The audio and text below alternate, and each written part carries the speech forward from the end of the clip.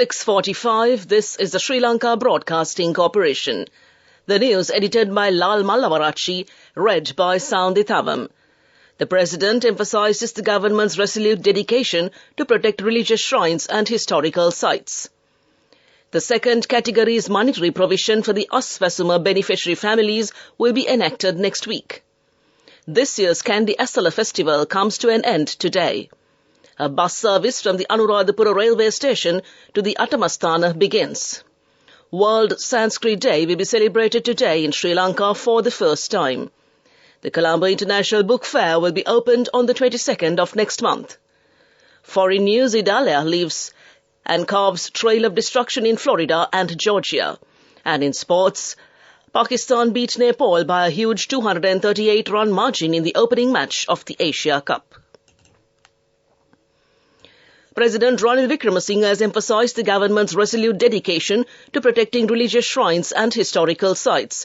The President's media division says the President has announced the establishment of committees headed by religious leaders from their respective provinces aimed at addressing religious matters in the north and the east.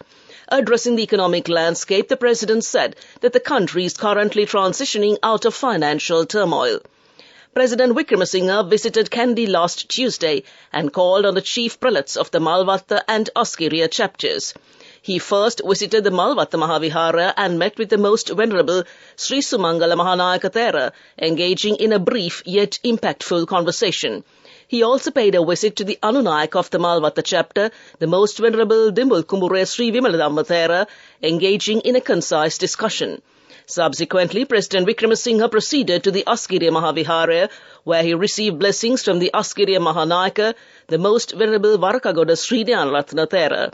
The Theras earnestly prayed for divine support, safeguarded by the blessings of the gods, goddesses, and the protection of the most sacred Tuthrilik for the President and the people.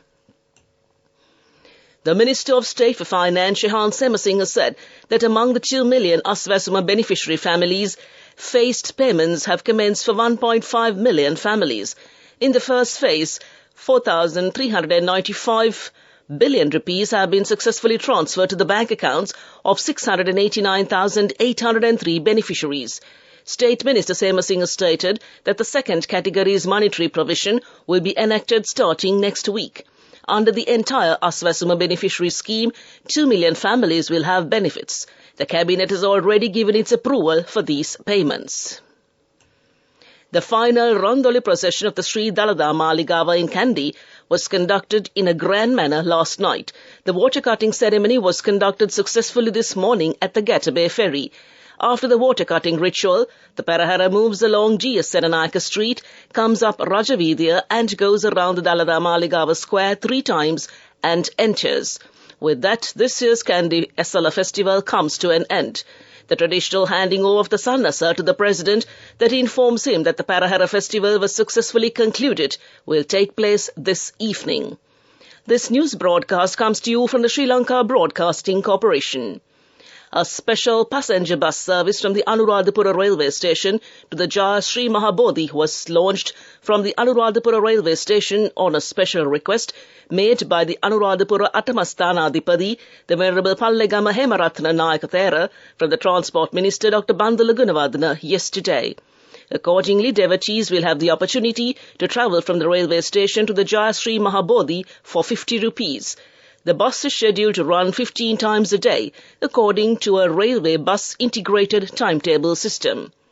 The Bosamindhu Vandana bus route has been planned to cover all places of worship, including the Sandahiru Saya, Isrumuniya, Abhegiriya, Samadhi Statue, Jetavanaramaya, Thuparamaya, Ruwan Valley Mahasaya and the Jaya Sri Mahabodhi from the Anuradhapura railway station. The cultural arm of the High Commissioner of India in Colombo, Swami Vivekananda Cultural Centre, will observe the World Sanskrit Day for the first time in Colombo today. In line with the event, an academic and cultural event will be held at the Bandaranaike Centre for International Studies, BMICH, Colombo at 2 p.m. This event is being organised in collaboration with the Universities of Kelaniya, Sri Javadnapura, Peradeniya, Colombo, Jaffna, Eastern, Buddhist and Pali, and the Faculty of Indigenous Medicine, Gampa Vikramaraj University, the Bhikkhu University, units of Pirivena, the National Institute of Education, and the Bandaranaike Centre for International Studies. The event will be inaugurated by the High Commissioner of India, Gopal Bagle. Meanwhile, the students and scholars of Sanskrit from across the country will participate in the event. Veteran Sanskrit scholars of Sri Lanka will also be felicitated today. That concludes local news. The main news story is brought to you by Siddhalepa Vedamahatmya.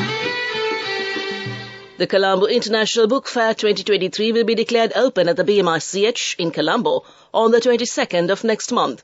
The Sri Lanka Book Publishers Association has organised this event for the 24th occasion this year. The book fair will have about 500 local and foreign stalls this year and came to you in the main news story. The main news story was brought to you by Siddhalepa Vedamahatmya. Watch Life is brought to you by CIB Janajaya Vasana. Unbelievable discounts and offers throughout August from CIB Janajaya Vasana. Come today itself. The Peradeniya University's Veterinary Medical Faculty Senior Professor Dr. Ashoka Dangola said that diseases caused by a parasite as well as tuberculosis and eye diseases are frequent in tamed elephants. The professor said that the elephants will be tested for tuberculosis, and among the existing tamed elephants, about 50% have eye diseases. He also said that there is a risk of filaria, that is lymphatic filariasis, commonly known as elephantitis, and several other diseases also spreading among tame elephants in the country. Dr. Dangola noted that the above while speaking to the media after a special veterinary clinic to check the health of elephants participating in this year's Asala Parahara Festival in Kandy. This is for the attention of the owners of domesticated elephants and came to you in Watchlight. CIB Janajaya Vasana. Unbelievable discounts and offers throughout August from CIB Janajaya Vasana. Come today itself. Moving on to a bulletin of world news, making headlines this morning. Idalia carves trail of destruction in Florida and Georgia. Wave of drone strikes hit several Russian regions. And priest of Pepacampo in Peru exhumed after 3,000 years. Tropical storm Idalia is crossing into Georgia, bringing powerful winds and potentially life-threatening conditions. President Joe Biden warns Idalia, which hit Florida as a Category 3 hurricane, is still very dangerous. More than 440,000 people are without power in Florida and Georgia. There are no confirmed fatalities from the storm.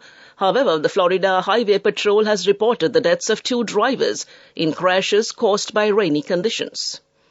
Moscow has vowed Ukraine will not go unpunished after drone strikes hit targets in Russia, while Kyiv saw its heaviest bombardment in months. The drones hit several Russian regions and damaged 2 military planes, a fuel depot and a microelectronics factory.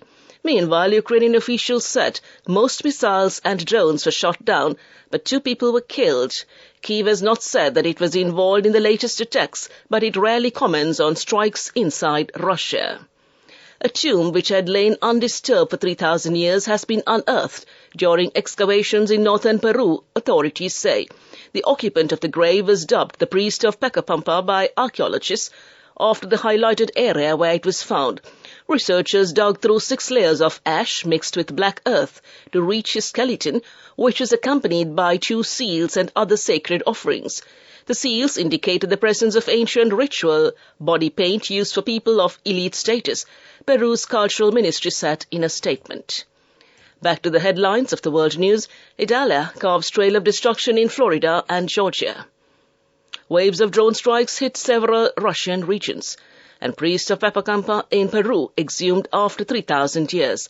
With that, we conclude this bulletin of world news. Development News is brought to you by Job opportunities for well-experienced housemaids and home cooks in Saudi Arabia and Kuwait for ages 40 to 58 years. Salary 125,000 rupees. Contact 037 7500 500. The New Zealand government has agreed to provide support and necessary funds for the establishment of an immigration resource centre in Sri Lanka. The Labour and Foreign Employment Ministry says a discussion in this regard was held between the Minister and the Deputy High Commissioner of New Zealand, Andrew Traveller, recently. A memorandum of understanding is to be signed between the two countries. The Immigration Resource Centre will be established at an appropriate location chosen by the Sri Lanka Bureau of Foreign Employment and came to you in development news. Job opportunities for women from Deshakti Lanka in Saudi Arabia, Kuwait and Oman. Housemaids and home cooks in Saudi Arabia, ages 40 to 58 years, Arabic speaking and well experienced home cooks. Salary 125,000 rupees. Interviews are now on with foreign agents. You can travel overseas free of charge now. Branches Colombo, Kurunegala, Anuradhapura and Matara. Contact number 0377 500 500. Deshakti Lanka Foreign Employment Agency. On to sports news, Pakistan beat Nepal by a huge 238-run margin in the opening match of the Asia Cup in Multan yesterday. After amassing 342 for 6 batting first, Shaheen Shah Afridi struck twice in the first over as Nepal were eventually bowled out for 104 in only 23.4 overs. Pakistan's Babar Azam scored 151 and Iftikhar Ahmed made an unbeaten 109 while adding 214 runs for the 5th wicket. That's sports news. We take a look at business news next. Go ekathiyana youth ekat life eke change ekat niyameta set wenna as wahagena dakapu hina habe karanna youth ekat niyameta set wenna friendship එක menna. The all-new NSB Ithru Mithru account, NSB IAM, a plan for your dream. Business news. Sponsored by National Savings Bank, the safest place for your money. Sri Lanka will pass the 900,000 tourist arrival mark by the end of August, according to the available data. Up to August 27th, Sri Lanka received 123,285, and in 2022 August, the arrival figure was 37,760. By August 27th, Sri Lanka had attracted 891,198, and with more arrivals expected for the Kandy Perahara and the Asia Cup cricket tournament, this figure is expected to pass the 900,000 mark today. That's business news. Economic news up next. Business news. Sponsored by National Savings Bank, the safest place for your money.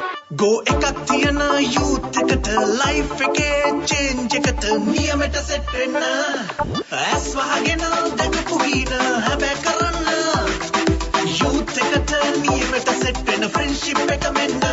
The all-new NSB Ithru Mithru account, NSB IAM, a plan for your dream. On to economic news, Sri Lanka is seeking investors for an electric public transport system with 200 buses in the western province around Colombo.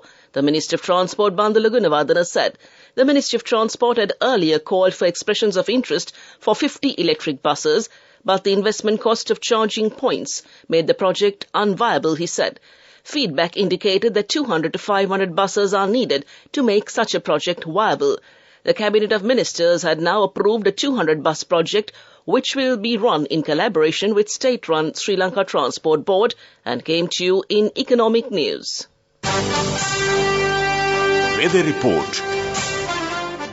The Meteorology Department says that there is a possibility of enhancing of the prevailing showery conditions in the southwestern part of the island on the 1st, 2nd and 3rd of September. Showers will occur at times in the western, Sabaragamuwa, central and northwestern provinces and in the Galle and Matara districts. Fairly heavy showers, about 75 millimeters, are likely at some places in the western and Sabaragamuwa provinces and in the Galle and Matara districts. Showers or thundershowers will occur at several places in the eastern and Uva provinces and in the Polonnaruwa, Vavuniya and Mullaitivu districts during the evening or night. Fairly strong winds, about 40 to 45 kilometers per hour, can be expected at times in the western slopes of the Central Hills, the western and Sabaragamuwa provinces. To conclude this bulletin of news, a recap of the headlines. The President emphasizes the government's resolute dedication to protect religious shrines and historical sites. The second category's monetary provision for the Aswasuma beneficiary families will be enacted next week. This year's Kandy Asala festival comes to an end today. A bus service from the Anuradhapura railway station to the Atamasthana begins. World Sanskrit Day will be celebrated today in Sri Lanka for the first time. The Colombo International Book Fair will be open on the 22nd of next month. Idalia carves trail of destruction in Florida and Georgia. And Pakistan beat Nepal by a huge 238-run margin in the opening match of the Asia Cup. With that, we conclude this morning's news broadcast.